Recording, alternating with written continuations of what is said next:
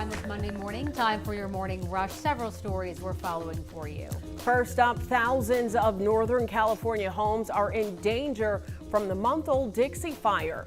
More than 100 large wildfires are burning in more than a dozen western states right now. There's also concern about more fires due to thunderstorms producing very little rain but plenty of wind and lightning. Next up, the maker of the gun used in the Sandy Hook Elementary School massacre has offered the victims' families a settlement of about $33 million. 9 families sued over the company's marketing of the Bushmaster, a high-powered rifle that was used to kill 20 first graders and 6 teachers back in 2012. The family's lead attorney called that offer grossly inadequate. The Biden administration has approved a significant and permanent increase in food stamp assistance, the largest single boost in the program's history. Starting in October, average benefits will increase more than 25% above pre-pandemic levels and will be available to all 42 million SNAP recipients. And finally, widespread flooding in the southwestern U.S. That includes far west Texas, southern New Mexico, and Arizona. A 2-year-old girl and her 65-year-old grandmother sadly were killed after the collapse of a basement wall at a home in El Paso. States of emergency have also been declared in parts of Arizona and New Mexico due to heavy rainfall and severe flooding.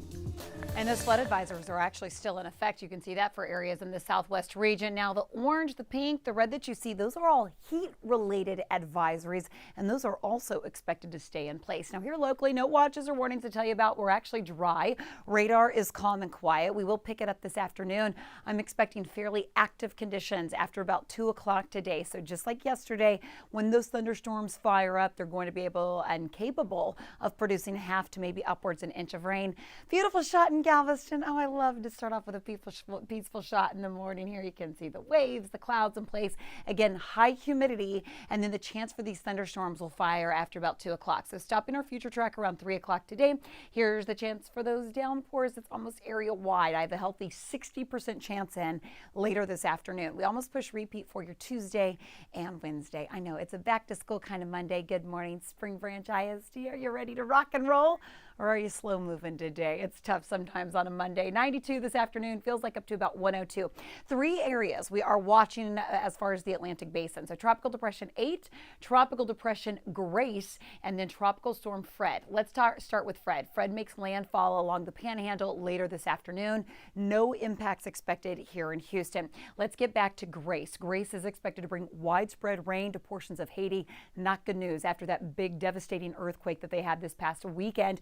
Moves into the Gulf as a tropical storm. From here, it does stay south of Houston. However, does it impact South Florida or only Mexico? The timeline we'll have to watch pretty closely.